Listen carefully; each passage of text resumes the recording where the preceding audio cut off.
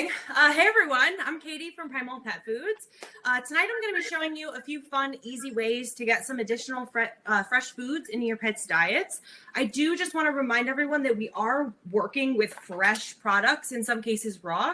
So you just want to take the normal precautions that you would use for, say, a box of chicken or something that you would buy at the grocery store. You want to make sure that you're using the correct materials, stainless steel, things like that. Glass, you want to make sure you're washing your hands.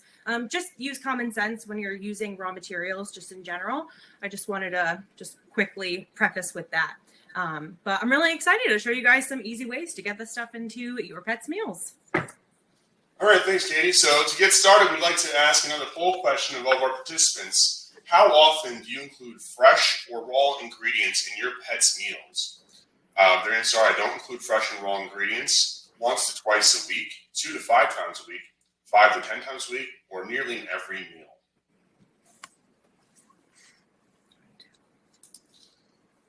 So that's really exciting. So according to the poll results, nearly half of our audience includes raw and fresh ingredients in nearly every meal, and about 25% of our audience don't include raw and fresh ingredients in their meal. That's awesome. Okay, so I'm assuming that the majority of you guys all feed a traditional format of pet food. That's obviously completely okay. That is very normal. So when I say traditional pet food, obviously I work for a raw pet food brand, but I do say normal or traditional, speaking on kibble, cans, things like that. So if you are a traditional feeder, we want to make sure that we are adding moisture to our pets' diets because that's really, really important for our carnivores. So what we're going to start with right now is actually just a really simple way to add moisture to what you're already feeding. So I'm going to take this bowl of kibble. I have this bone broth and I'm going to warm it up. You do not have to warm it up, but it does make it really nice for your pet to be able to come inside, have a nice warm treat. This is also really nice for your pets who are pickier. So if you have pets who do have a little bit of a harder time wanting to eat their meals in a meal format rather than grazing, you might find that this is something that will work for you. So adding this is going to add obviously moisture to the diet, but it's also going to add things like collagen, calcium, magnesium, all these amazing things that are naturally occurring in this broth. Collagen is like cellular glue. It's incredible. And it's really, really important for cellular regeneration. So that helps the gut. It helps the skin and coat. It helps with pretty much everything within that pet's body, in addition to providing that moisture. So when you're heating this up, all you're going to want to do is leave it on the stove until it's reached its point of steaming. We don't want it to get to a simmer point. I do want to clarify quickly, you can use the microwave. However, microwaves tend to be a little bit different from unit to unit. So you might find that it might get a little bit hot really quickly. So just pay attention to that. You might want to use like a lower setting. So here now I have the really warm broth, literally took like 20 seconds and I'm just going to pour it in the kibble. And now you've rehydrated that kibble to something a little bit more similar to what they would be getting in the wild. Really nice moisture rich diet. Okay, so that brings us to our next poll question here. Do you enjoy making special dishes and treats for your pets at home? No, I don't have time sometimes, but it's difficult. Occasionally, when I can find the right ingredients, regularly. I enjoy trying new recipes for my pets. I like this question. So it looks like about 40% of our audience occasionally make these special treats at home if they have the right ingredients. And 40% also enjoy doing this for their pets regularly if they can make new recipes for their pets. About 20% say it's sometimes, but it's difficult. Okay. All right. So that makes sense. So we're going to start out with the easiest of the recipes. So what we're going to do is we're going to make something that I like to call catsicles. I only did it in this little format for cats. Obviously, anything that you want to make out of all these recipes is fine for both cats and dogs. But for cats, obviously, the size is going to be a little bit different. If you have a Chihuahua, you have a cat, it's going to be the same size mold. If you have a golden retriever, it's going to be a little bit more of this sort of shape or size. So you want to make sure that whatever you're using is size appropriate. But for the catsicles, it's super, super easy. So what we are going to do, hands. Thank you, darling. Okay, so what we're going to do is we are going to mix the omega muscle and the bone broth. I don't know why I just handed that back. So we're going to mix the omega muscle and the bone broth together. I've already done that. And what you're going to get is this really nice consistency. And that's literally it. What you're going to do is scoop it into the silicone tray. I actually bought these at Michael's. These are little candy molds because I wanted the smaller ones. You can use any shape. You can use any size. You can use ice cube trays. You can use candy molds. It really doesn't matter, but you just want to make sure that you are doing a size appropriate shape. If you gave one of these to a golden retriever, they're going to swallow it whole. And you're really just wasting your time at that point. So the benefits of this, like I said, you can use it for both cats and dogs. It has the base of the bone broth as the additive, but it also has a base of a bone broth in the omega muscles. So with this, you're adding, again, that collagen, that calcium, that magnesium, all that amazing stuff, but you're also adding the omega 3s and 6s from the muscle and naturally occurring taurine, which is really cool. So each of these is going to wind up looking like this. So they just, in whatever format or whatever shape you guys want to use, they just wind up like that. And you can either thaw them out and give them to them thawed. You can give them into a frozen nugget like they're pictured. But either way, either format is totally fine. Okay. All right, great. Thanks, Katie. So that's going to bring us to our next poll question here. Is your pet a picky or fussy eater? No, never. My pet eats well like my dog. Occasionally, my pet needs a little bit of a push. Often, I struggle to find food they enjoy.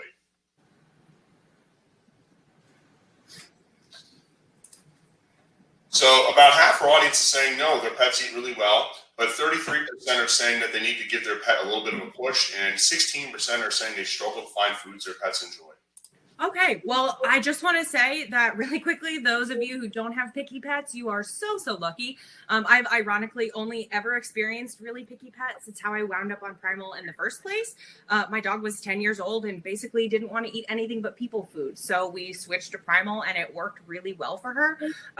So my cats are super picky. They actually really like the catsicles. So if you guys do have cats that are picky, these with the Omega Muscle Fresh Topper is excellent. But a lot of picky dogs do like peanut butter. So that's really why we wanted to segue into this one with this conversation, because picky pets are definitely out there. They are very, very common. And it is something that is unfortunate for you guys to have to deal with. So with this, what we're going to do is I already started with the peanut butter. I cheated. But we want to start with xylitol-free, sugar-free, and salt-free peanut butter that's dog safe. And then we are actually going to add some banana. So with this recipe, it's super, super simple. You only have to freeze it once. So you layer the peanut butter in the bottom, and then we're going to put the banana, and then we're going to top it off with goat milk. So this is really going to be a nice option for those pets who have a little bit of a sensitive stomach, who are super picky. The goat milk actually helps to stimulate the appetite as well. So with this little treat, you're going to make a really large punch in your pet's diet. So with the goat milk, you can add any of the different types of goat milk. We actually have 5. We have our original goat milk, which is fantastic on its own, but we also have our goat milk plus. So our goat milk plus, we have a couple of different types. So this one's the blueberry pomegranate. I'm actually using this one today because I'm giving these to my friend's dog, and this one is their favorite. So I'm going to use the blueberry pomegranate, but whatever you guys need as far as what your pets are craving or what they desire or what their health needs are, one of the goat milks can help. So if you're looking for something for your dog's sensitive tummy, goat milk is a great start, but we also have a pumpkin spice goat milk that helps with that fiber. We also have a Power Greens goat milk. We also have the blueberry palm, and we also have the cranberry blast. If you have pets with urinary tract issues, the cranberries are fantastic. And it helps reduce the inflammation in that body by utilizing the turmeric in the goat milk as well. Hey, Katie, we have a question from a viewer, Kathy in Massachusetts, wants to know, do you have to use goat's milk or can you use cow milk? Okay, so I was going to say no, yes. So you don't have to use goat milk for this recipe. You can use bone broth. You can use one of the fresh toppers. I wouldn't use cow milk. Cow milk is a little different. So cow milk, the size of the fat molecule is different. But on top of that, in the United States, in most states, cow's milk in its raw form is illegal, raw milk can carry obviously certain pathogens and things like that. When we're looking at a cow's milk, it gets pasteurized, leaving behind the lactose. So it no longer has the enzyme that's actually digesting that lactose, and our pets are actually lactose intolerant. So when you use goat milk, when you use raw milk, you're leaving behind the enzyme that's actually digesting the lactose for the pet and leaving behind all of the amazing probiotics that come with that goat milk. Does that make sense? Yeah, thank you for clarifying. Yeah, absolutely. That's definitely a common question. I know a lot of people are familiar with the idea or concept of giving a cat milk or something like that. Goat milk is definitely a little bit more appropriate. It's also great if you've ever had either puppies or kittens or ever fostered, bottle fed a squirrel. You can use our goat milk because it's almost identical in amino acid profile to any mother's milk, which is really cool as well. That was a great question. Any other ones? No. Okay, so once this is done, I obviously can't hold it up too much because it will flop over. Sidebar, I have these all on a tray because it makes it a lot easier to move into the freezer. They do look just like that picture when they're done. These are the ones that I just made up yesterday. Look at me, Martha Stewart. Here we go. Look at that. So this is what it's going to look like at the end. And the peanut butter is right there on the top. So even if they're like, ew, no, I don't want goat milk, they're going to be eating it anyway. So that's super, super cool. So the features for this one, again, you're going to get that picky pet to get some probiotics, to get some active enzymes, some beneficial organisms into their body. You're going to give them the bioavailable vitamins and minerals from the banana, and you're going to get that picky pet something that they actually really like. Sounds good. So we're going to start the next question here, which says, does your pet have a sensitive stomach? No, my pet rarely has any stomach trouble. Sometimes, occasionally my pet has stomach troubles, or often my pet has stomach problems.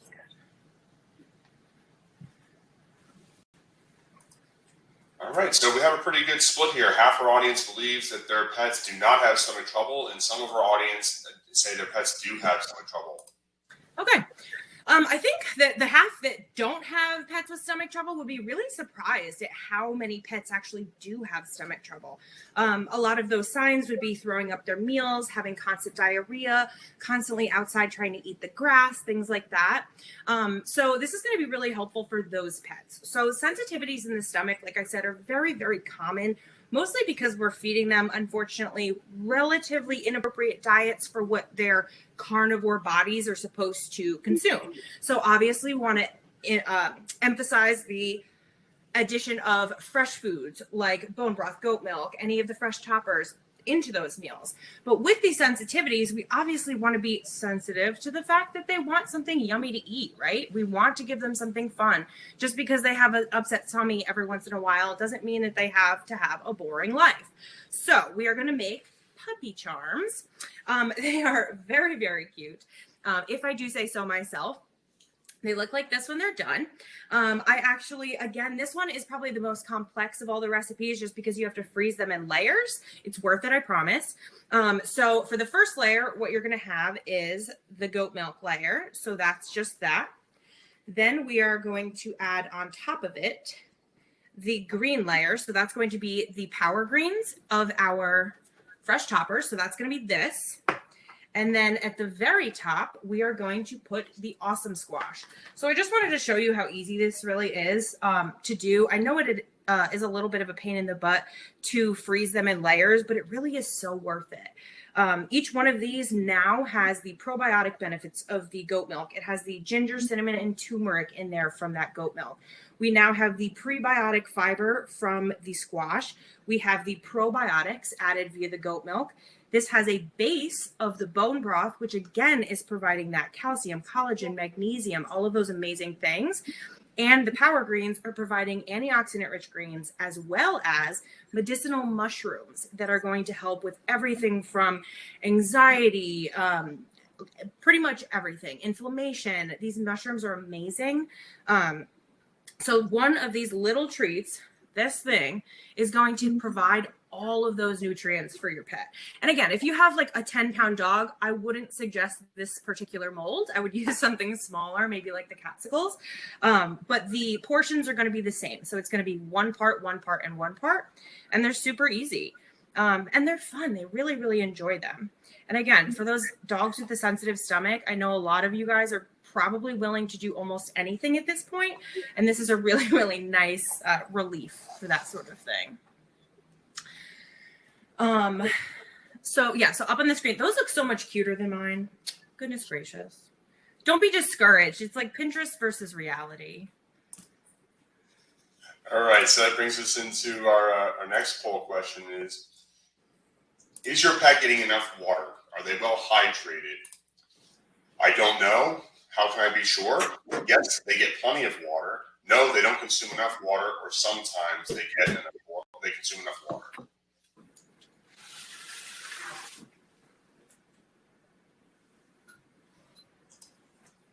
All right, so luckily, 80% of our audience believe their pet is getting enough water, but 20% of them say they don't believe their pet is getting enough water. Okay. That's actually a really good point. So we have, can I have the awesome splash? So we have a lot of pets that have excessive drinking. We have pets that if they lose their skin elasticity, that's actually a sign of them being dehydrated, excessive panting.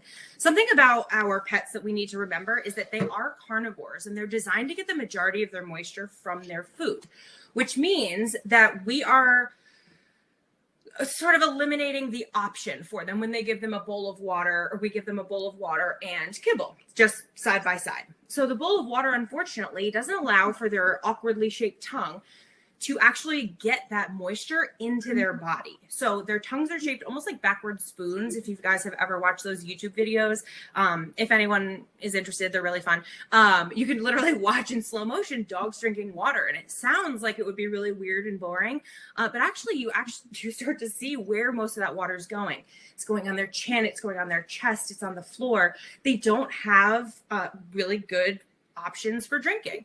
So using something like this can be really fun because obviously you're going to provide them with the moisture, but you're also helping with that previous issue of the sensitive stomach if you need to, with some prebiotic fiber in the squash. Again, the goat milk probiotic.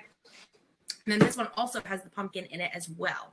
So what I'm going to do here is something super, super simple. It's actually really, I think it's fun. You literally just do 1 part goat milk and 1 part topper. So we're going to use the awesome squash. You can realistically do this with any topper goat milk combination. But what I would say is if you're trying to get the pumpkin spice vibes, I would definitely use this one. This is really fun for fall time or anything like that. You can use a regular blender. I don't think that it's necessarily worth it to dirty up a whole blender. So I'm going to use my immersion blender. So I do apologize for the noise. Let's hope that it doesn't make that loud of a noise. Let's see. Whoop.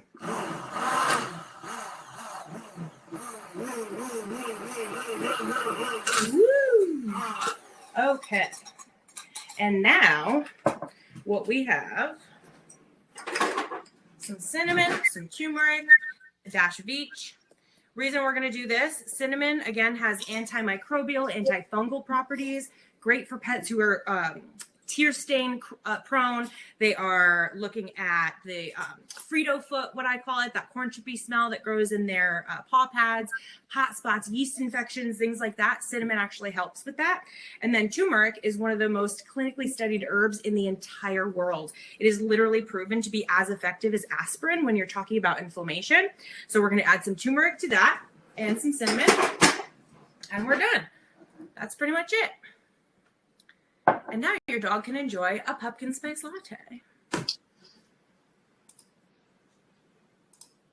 Well, thanks, Katie. We really appreciate you sharing these 5 recipes with us tonight. We'd now like to invite the audience to provide any questions they may have thought of during the presentation, and we'll go through them one at a time. So another user asked again, can you explain again why cow's milk should not be used here and why goats? Yes. So the most important thing is that our pets are lactose intolerant. So when you're looking at your pet, you obviously want to make sure that you're not going to give them anything that's inflammatory, that's going to give give them diarrhea or anything like that. The enzyme is missing from that cow's milk, which is actually a lot of humans tend to be sensitive to dairy because the enzyme that's digesting the lactose is now missing, leaving our bodies and our pets' bodies to digest and break down that lactose that we don't have the enzymes and they don't have the enzymes within them to break down. So the raw goat milk is going to make it so they can actually enjoy all the probiotics and all the active enzymes and beneficial organisms that come along with using this milk.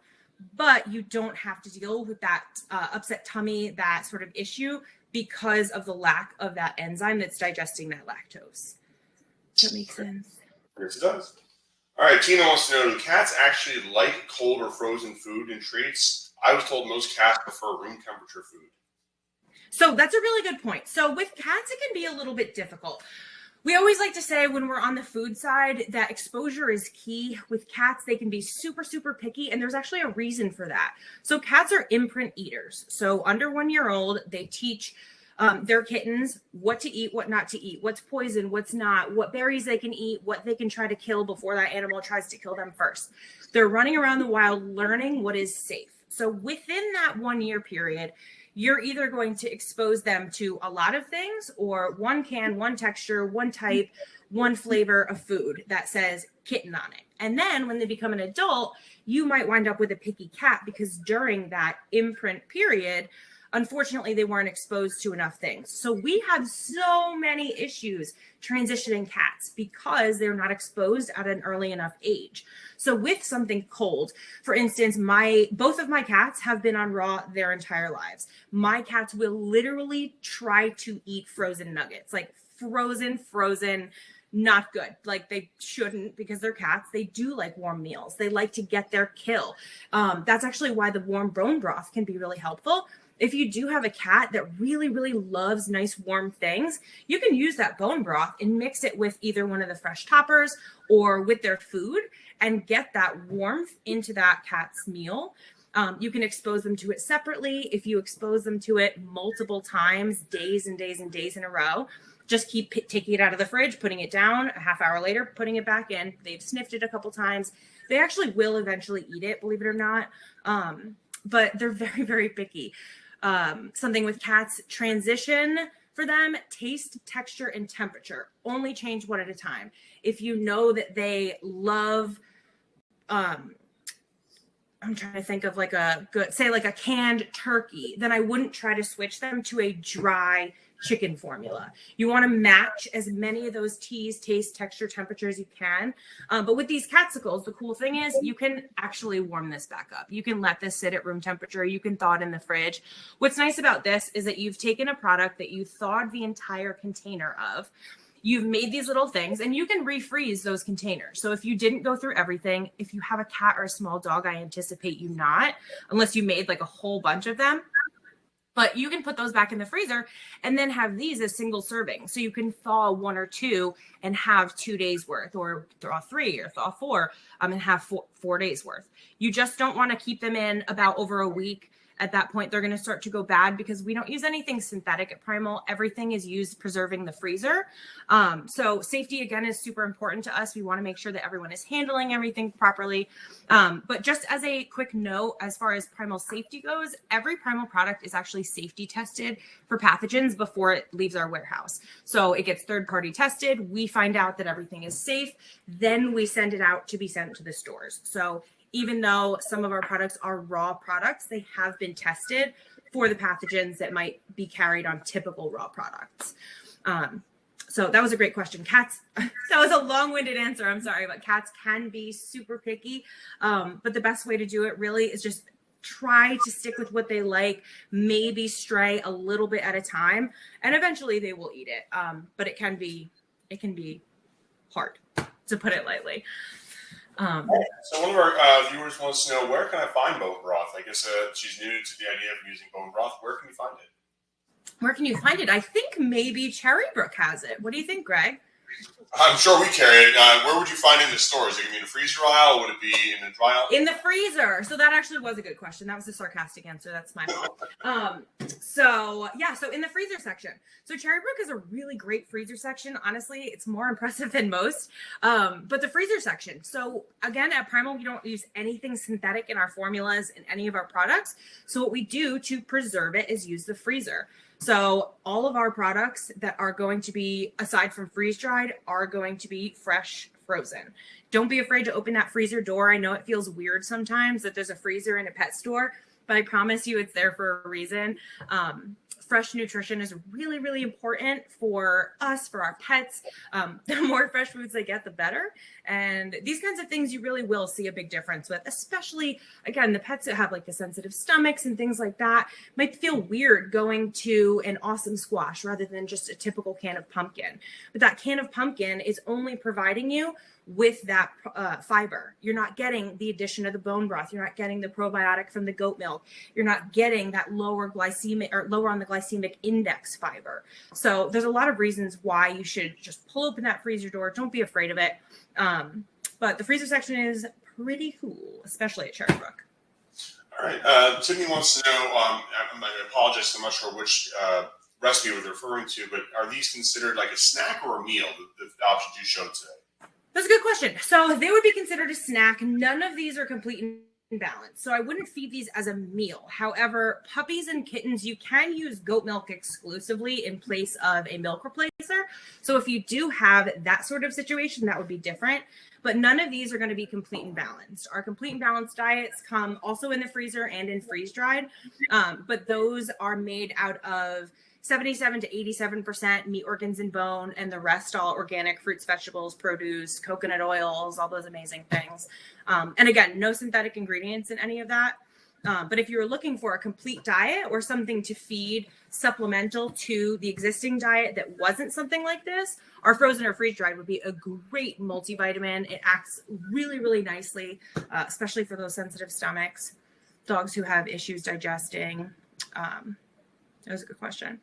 All right, so same line of questioning here. Can pets eat lactose-free plain yogurt? Technically, yes. I don't necessarily want to go there. Pets can eat anything, right? We go to Starbucks, we get them a puppuccino. Technically, they can really eat whatever you feed them and they don't die eating, right? What's best for them, I would personally do the goat milk over anything, just because it is tested. You can make sure that everything is negative for pathogens. You know what's in that bottle. And it is designed for pets, whereas a yogurt is going to be designed more for human consumption. But again, I've literally heard of people using yogurt in their pets' diets I've managed a pet store for 5 years, since back then, long time ago, like 10 years. So this is not something that's really going to upset the balance very much. If that's something that you've been doing and your pet responds well to, then by all means, continue to do that. We're not here to shame you, honestly. But all right, Alyssa, how often can or should you give the catsicles and other frozen treats of this type? So I would do it every day personally. So for me, daily supplementation of these products is very important. I think that it's important to note that even though we might not see certain things for our pets, they are happening. So we have these cats that are aging. We might not notice that they're having some trouble with their urinary tract, but all of a sudden they're peeing outside the litter box and we wind up at the vet. Or we might not notice that our dog has too much of a sensitive stomach, but their tummy's grumbling all the time and they have a ton of gas or something like that.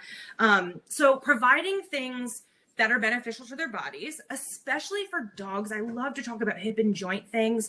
If you guys have large breed dogs, especially something like the catsicles, they're so simple. They don't have very many calories in it, but they pack such a punch with all of that collagen, calcium, magnesium, all those amazing things for the hip and joint and the skin and coat. So if you have especially a large breed dog, this stuff is so nice to do supplementally because you're aiding in that body's production of collagen daily. So you're keeping the hips and joints healthy. You're keeping the skin and coat healthy rather than letting it deteriorate. And then your pet is 8 years old, 9 years old, and you walk into Cherrybrook looking for something that's going to be a solution. And unfortunately, at that point, it would be veterinary intervention. It would be probably a steroid, a number of other things. So something like this is fantastic for daily supplementation. Probiotics, we need them. Our gut is loaded with probiotics. The less probiotics that we have, the less good gut bacteria we have, the less healthy that we are. Most of our immune system is located in our gut, which is in turn how we stay healthy. Same thing with our pets. So we want to keep them healthy. We want to keep them able to fight off disease. We want to keep them able to fight off whatever is going on either environmentally or inside of them with those probiotics, with that goat milk. So utilizing these products, you don't necessarily have to make up these little like puppuccino and all that stuff every day. But utilizing the products is a really, really great way to keep your pet healthy, especially through the season of their seniorhood. That's really, really when you start to make a big impact with this kind of thing. Okay. Sarah asked, can you warm goat's milk like you would the bone broth? Would it still have the same nutritional benefits? No. So we don't want to warm our goat milk because it is raw. So our bone broth is different because it is cooked. What happens with the bone broth is you roast the bones at a super high temperature. Then they get actually simmered for 24 to 48 hours, which is a very long time. So that is actually being cooked, which is why we can then warm that up.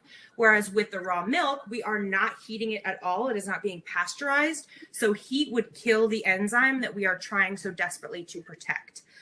So with the goat milk, what's happening when you throw it in the fridge is it's thawing out, obviously, and then it actually kind of continues its enzymatic process, starts to sour a little bit.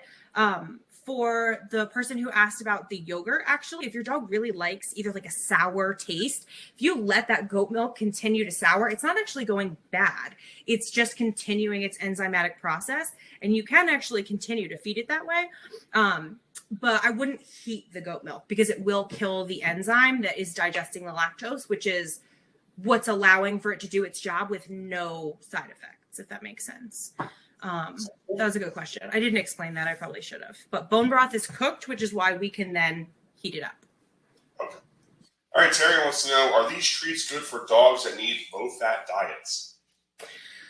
So not the goat milk. I wouldn't do that one. I would say that the cassicles are fine. The bone broth, just by nature, is so low in protein and fat that it really adds very little caloric value to the diet, wherein it also does add moisture. Again, I keep repeating myself, but the collagen, the calcium, the magnesium, all those amazing properties of the bone broth are going to be added. So if you are on, or if your pet's on a lower fat diet, I would definitely go more towards the bone broth than the goat milk.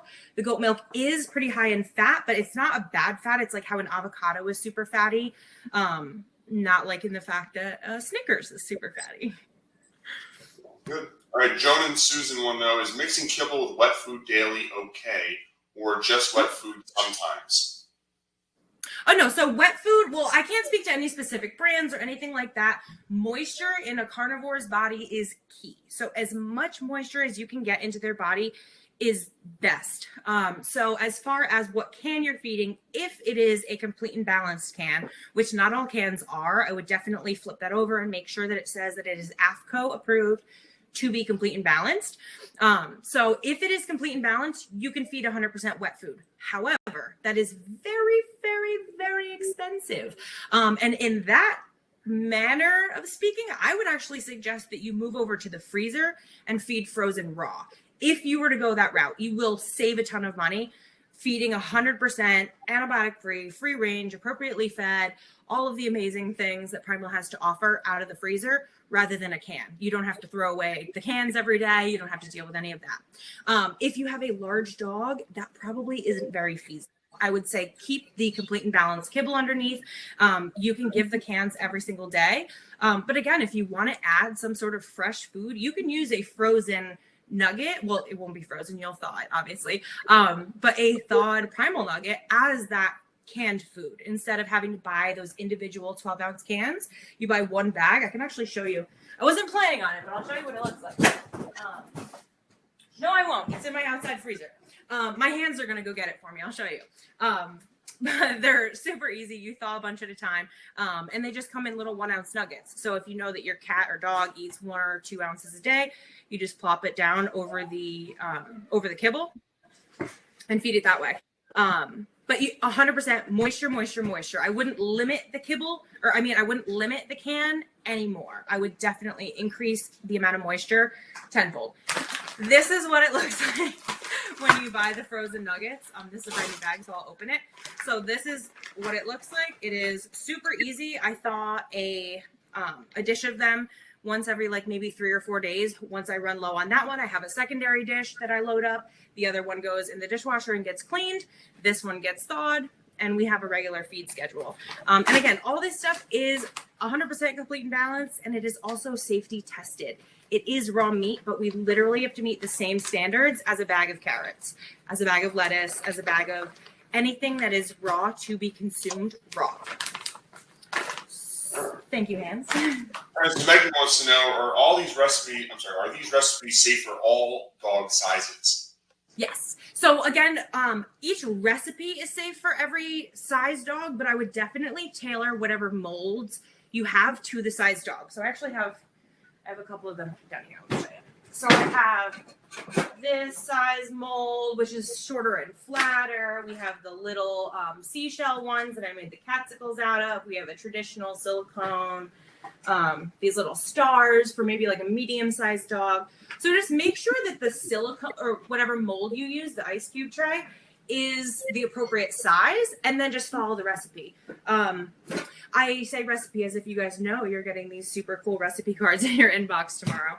I have these really nice cards. So you guys are going to get these in your inbox tomorrow, and they're all the recipes. Basically just breaks it down into parts. 1 part this, 1 part this, 2 parts this, 1 part that. And it makes it really easy to sort of just like understand and do it yourself. But it's a good question.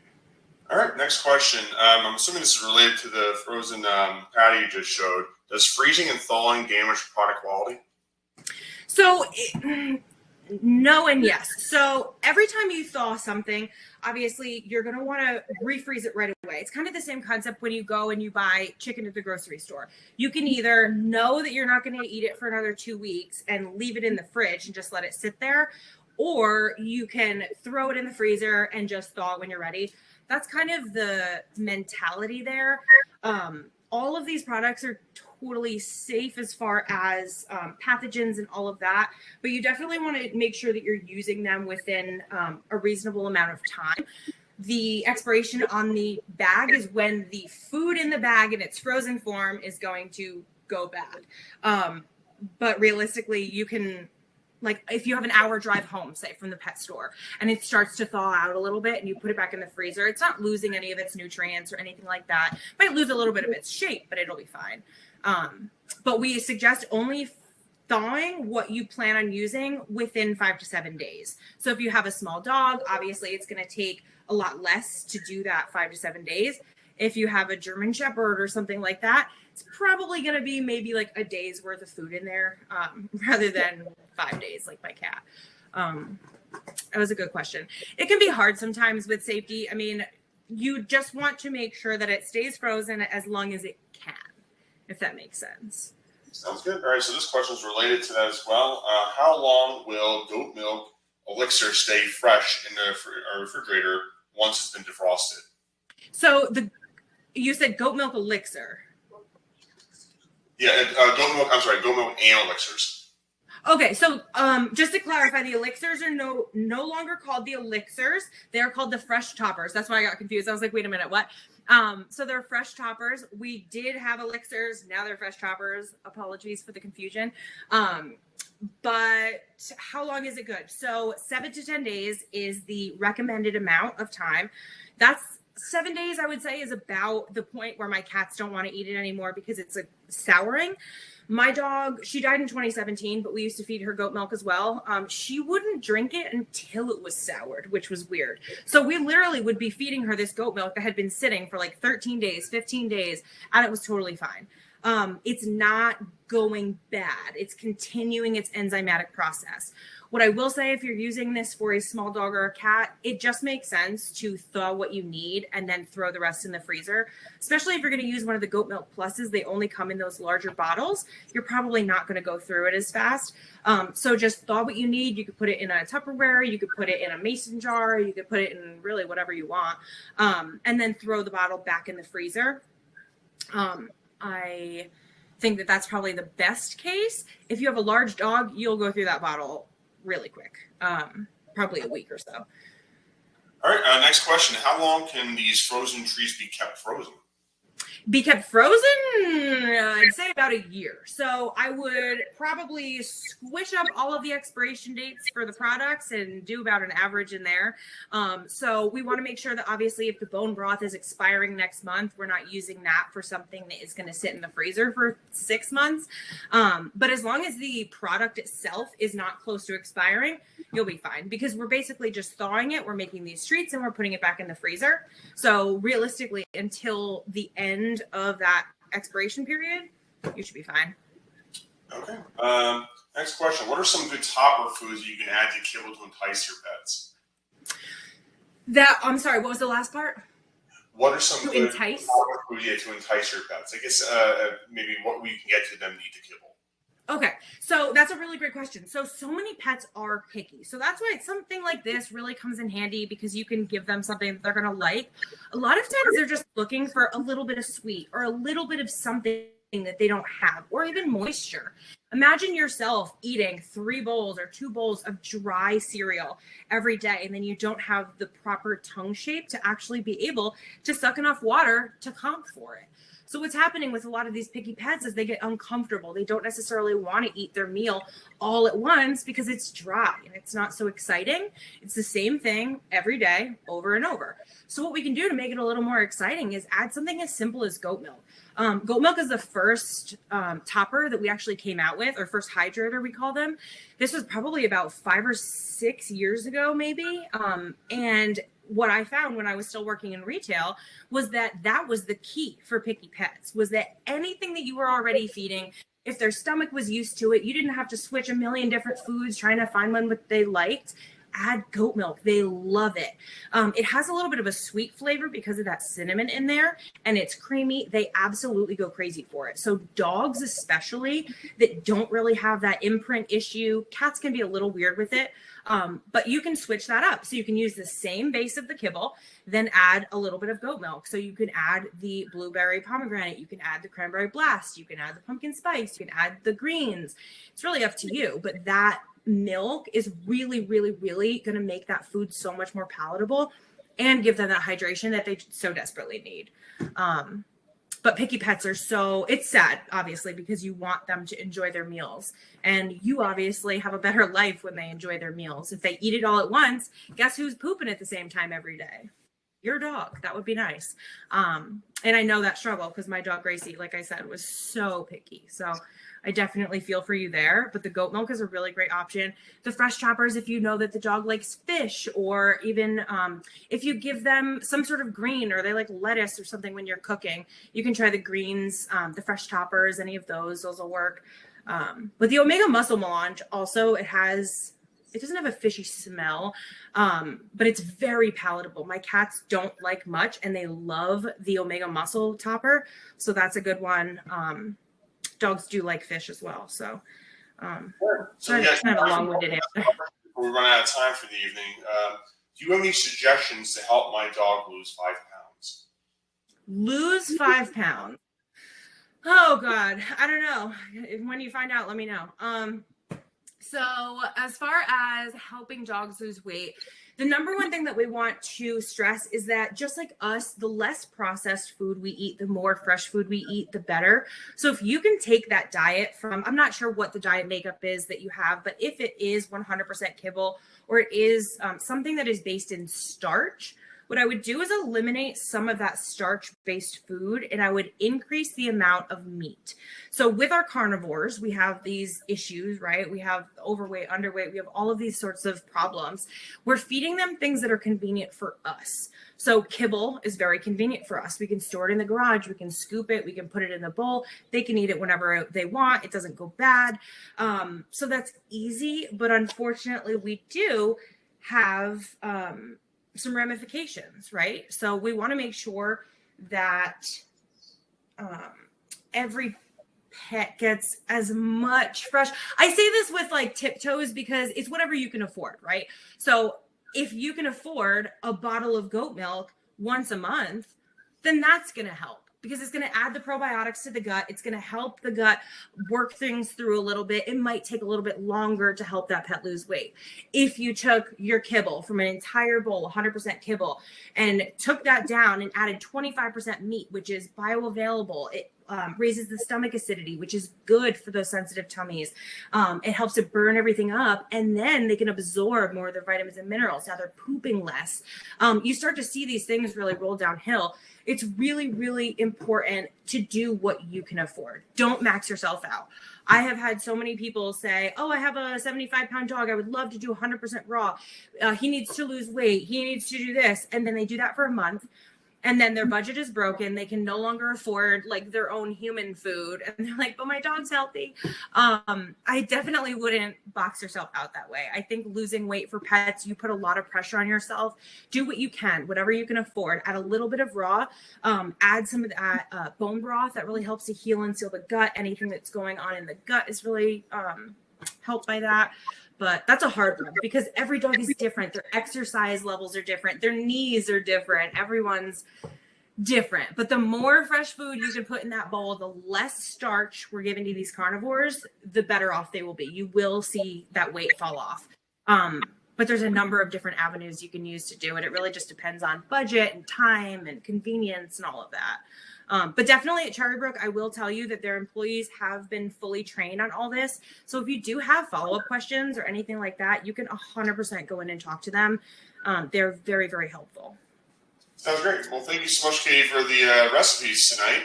We want to remind the audience that we have been recording this program, so we'll be sharing the links by email tomorrow so you can review this again a second time or share it with any friends. We'll also be including the recipe cards that Katie had here, so you can see all the ingredients she was using in all the recipes tonight, and you can share that with anyone who need to as well. So we really appreciate the presentation, Katie, and thank you everyone for joining us this evening. Thanks, everyone.